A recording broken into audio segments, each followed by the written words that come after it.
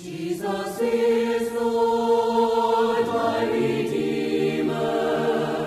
How he loves me, how I love him. The 7 churches of Asia. When we read those words, we think of Revelation chapters 1 through 3, the triumphant Lord walking in the midst of his church and addressing letters through John to the 7 churches of Asia. Ian Fair and I are going to take you to visit those 7 churches. The reason is simple. Now, Ephesus and Smyrna and Laodicea are names in your Bible, just names. But we believe that if they become real cities with real people who were New Testament Christians in the long ago, then the Bible will spring to life and become a living book.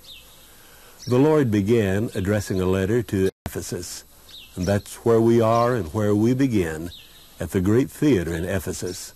We'll come back to this theater later. Ephesus was a walled city in New Testament times, and the Curate Street ran from the main gate on the east into the heart of the city. Some sections of the ancient walls can still be seen on the crest of the hills surrounding the city.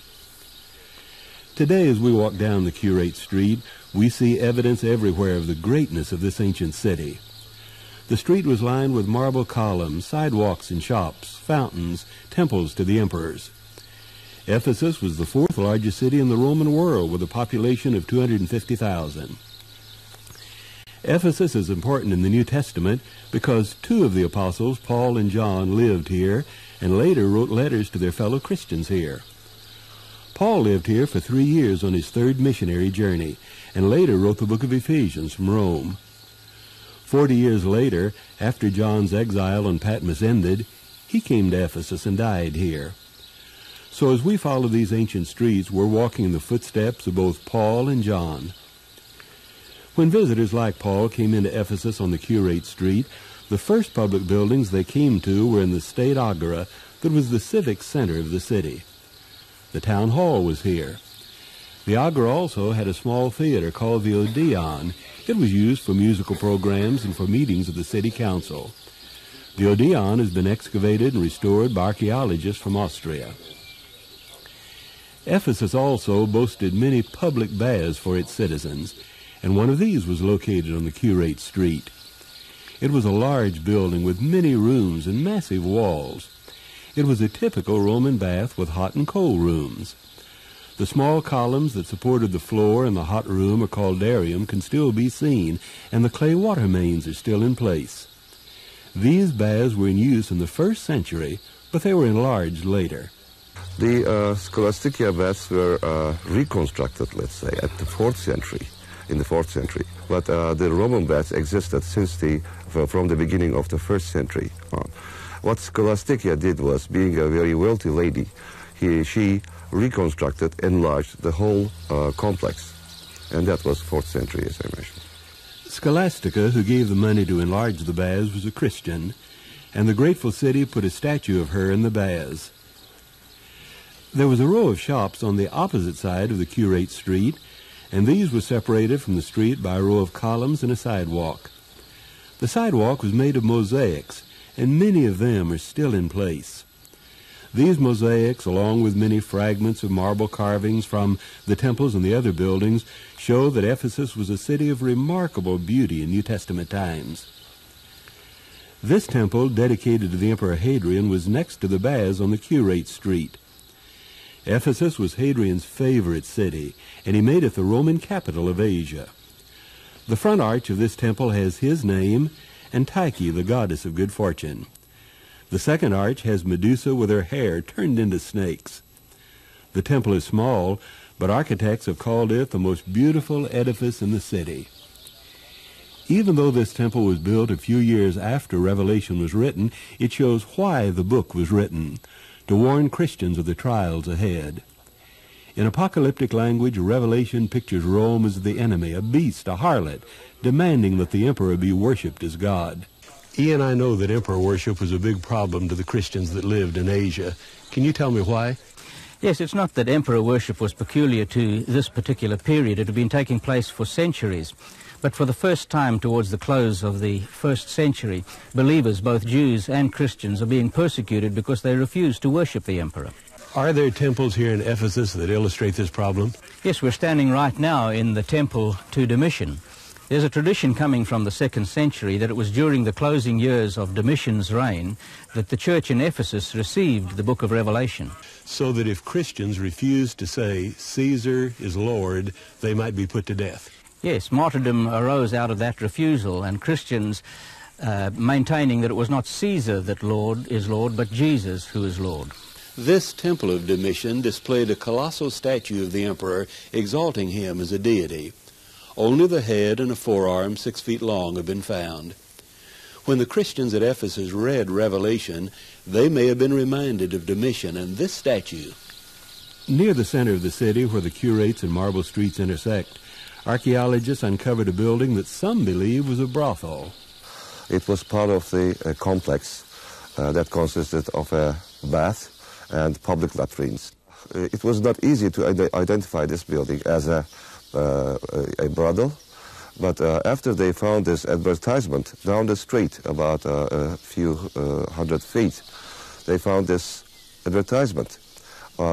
It consisted of a lady's head, a left foot, and a heart.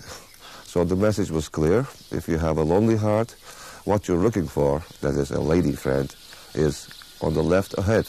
We're not sure about the meaning of this sign on the Curate Street, but who knows? Perhaps this is the oldest advertising for the oldest profession. Ephesus was also the home for the Library of Celsus, one of the greatest libraries in the world. This is a very important mausoleum library. In fact, it was constructed for Celsus, who was a consul of Rome and a governor here. This library was built by Julius Aquila to honor his father, Celsus, who was a Roman senator and proconsul of Asia. The construction began in A.D. 110 and was finished about 20 years later. This building served a double purpose. It was a library and also a tomb for Celsus. The mausoleum, the sarcophagus of Celsus, is in the back under the library, and it functioned as a library till the end of the city. The beautiful restoration work has been done by Austrian archaeologists. But western Turkey has many earthquakes, and when we asked an official of the Ephesus Museum about this, he said, "When we have another earthquake, we'll have to start the restoration work all over again." Next to the library, archaeologists found a 1st century inscription with the word lecture hall. This might be a reference to the school of Tyrannus where Paul taught. This library contained over 12,000 scrolls of books in the 2nd century AD. The Library of Celsus was, in fact, the 3rd greatest library in the ancient world. The other two were at Alexandria and Pergamum, and we'll visit the one at Pergamum later. The Marble Street was another major thoroughfare through the city, and it ran from the Library of Celsus to the theater. It was paved with marble, as the name suggests, and it was lined with columns and statues. The commercial agora, or market of the city, was located along the Marble Street, and a large monumental gateway next to the Library of Celsus connected the plaza in front of the library with the agora. The restoration of this impressive gateway is the most recent archaeological work that has been done in Ephesus. We've just come through the monumental gate at the Library of Celsus into the commercial agora behind me. The agora was where the commerce of an ancient Greek city was carried on. The agora here at Ephesus was the largest and most beautiful anywhere in the world. This agora was a square 360 feet long on each side. It had a beautiful sundial in the center and columns around the sides. This is where the people of the city did their shopping. The bakers, potters, and tailors had shops in this agora. Here, Demetrius and the other silversmiths sold silver images of Artemis to the people who came from all over the world to worship at the temple of Artemis. The temple of Artemis, or the temple of Diana as the Romans knew it, was the glory of Ephesus and one of the 7 wonders of the world. But the temple was destroyed so completely that nothing is left today except scattered pieces of marble.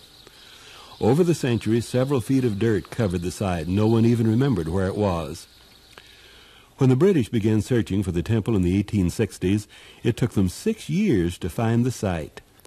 They restored one column to mark the site, and that column is home for a family of storks today. Sadly, these fragments don't give us much of an idea of what the temple looked like. It was the largest structure anywhere in the world, 361 feet long, and the first building of such size to be built entirely of marble.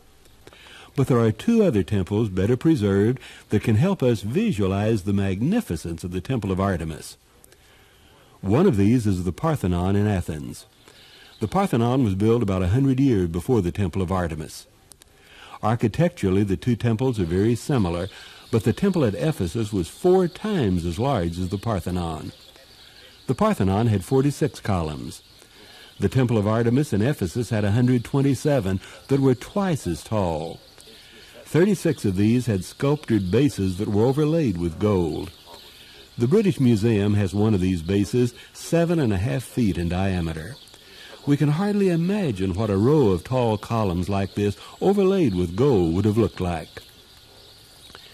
The Temple of Apollo at Didymus, 60 miles south of Ephesus, also helps us to appreciate the Temple of Artemis. This temple was built at about the same time as the one in Ephesus, and it was designed by Paeonius, one of the architects who had worked at Ephesus. It is almost as large as the temple at Ephesus. 2 of the massive columns are still standing. Remember that the Temple of Artemis had 127 columns like these. This temple had 122 columns, and it was the home of the oracle of Apollo. Kings and generals from everywhere came here to seek counsel from the oracle. The Temple of Artemis was destroyed by the Goths in the 3rd century. In the 6th century, Justinian reused some of the columns in Hagia Sophia, his great church in Constantinople. But even though the temple is gone, many images of Artemis have survived. This one was found under the civic agora and is made of alabaster. Artemis was a fertility goddess, and she was always pictured with many symbols of fertility. This is the great theater in Ephesus, and it's the scene of one of the most dramatic moments in Paul's ministry here, recorded in Acts chapter 19. This theater was already 300 years old when Paul's enemies stirred up a riot here, but it was enlarged by the Emperor Claudius at about the time Paul lived here. The theater of Ephesus was first constructed right after Alexander, of course, but what we see here is almost totally Roman theater. So we don't know exactly what the capacity of the Hellenistic theater was, but this now is estimated to be have a capacity of 24,000. The theater was built on the side of Mount Pion, and its 24,000 seats were in 66 rows up the mountainside. The acoustics are so perfect that when a coin is dropped on the marble stage, the sound can be heard clearly on the topmost row. Near the end of Paul's 3-year ministry at Ephesus, a tumultuous riot rocked this theater. It was incited by Demetrius and the silversmiths who were being hurt by Paul's preaching. The Temple of Artemis was the foundation of the city's prosperity. People came from all over the Roman world to worship Artemis. While they were here, they bought silver shrines. The temple was also a treasury or bank, and silver and gold poured in from many countries. But Paul's preaching was so effective that the worship of Artemis was in decline. The silversmiths were losing money, so they stirred up a riot. The city was in an uproar, and a mob milled around in this great theater shouting, "Great is Artemis of the Ephesians." Paul wanted to confront the mob, but his friends would not let him. Later, as Paul looked back on these days, he remembered that he had despaired for his life. He wrote, "We felt the sentence of death." Paul also said that he fought the wild beasts at Ephesus. This may refer to Demetrius and his other enemies, or it's possible that he actually fought wild animals in the stadium, or maybe even here in this theater. Ephesus had another major street, the Arcadian Way, and it stretched from the theater to the sea. Arcadian is actually the harbor street. In other words, at the end of the street here was the harbor at the times of the New Testament. Well, this sea is now about 7 miles away to the west. Ephesus is located on the Cayster River, and over the centuries the river has filled the harbor with silt. It was already a major problem in the 1st century. Today, we can't even see the water of the Aegean Sea, but in New Testament times it came to the end of the Arcadian Way, and that's where the ships anchored. We can visualize ships tied up at the piers, and we can see Paul and later John coming down the gangplank and walking into the city on the Arcadian Way. The first churches had been planted in Asia about 40 years before Revelation was written. By the end of the first century, Asia had many churches and Christians, but these churches faced serious problems. In most of the 7 letters, the Lord has praise and encouragement, but these are tempered with rebukes and warnings. Hanging like a sword over all the churches was Rome and her claim that Caesar is Lord. The letter to the Ephesians is the first of 7 letters of Jesus to the church in Asia. Perhaps it is first because of the prominence of the church of Ephesus in this region. Jesus begins by commending the church for its hard work and its faithfulness and for its doctrinal purity. But doctrine and works alone, unbalanced by a love and passion for Jesus, would not carry the Ephesians through the trials they would soon have to endure. Jesus' message was simple and direct. But I have this against you, that you have abandoned the love you had at first. Remember then from what you have fallen, repent, and do the works you did at first. Their reward for faithful, loving service to Jesus was that if they should die as conquerors, which is John's favorite term for martyrdom, they would eat of the tree of life and live forever. The church in every generation is called to a balanced faith in which doctrine builds on the primary foundation of love for God and Jesus. The real sustaining power of the Christian faith is love for Jesus. That's the message of this letter. In the Lord's letter to the church here in Ephesus, he warned them that unless they repented, he would remove their candlestick out of its place.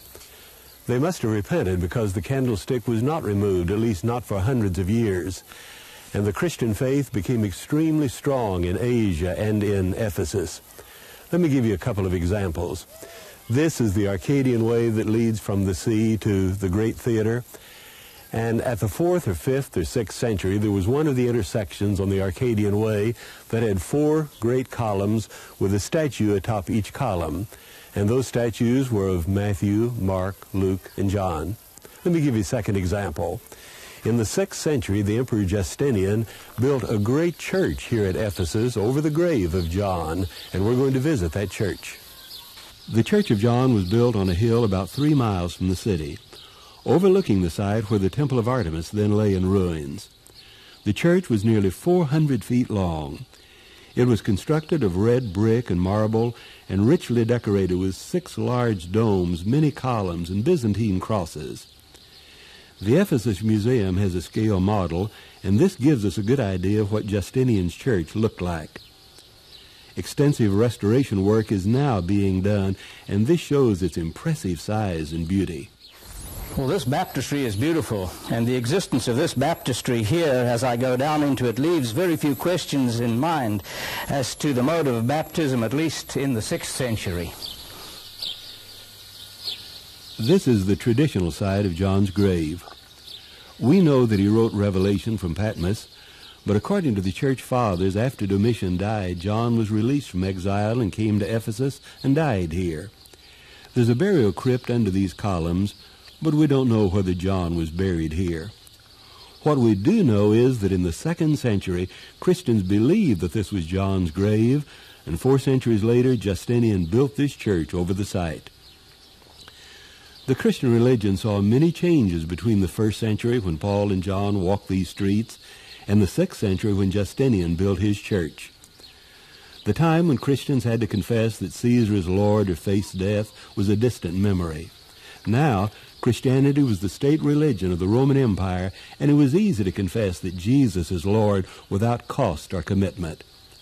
The beast of Revelation was now the patron of the church, and as Jesus walked among his lampstands, he might have warned Ephesus, "With all your outward strength and wealth, I see only the inward weakness and decay."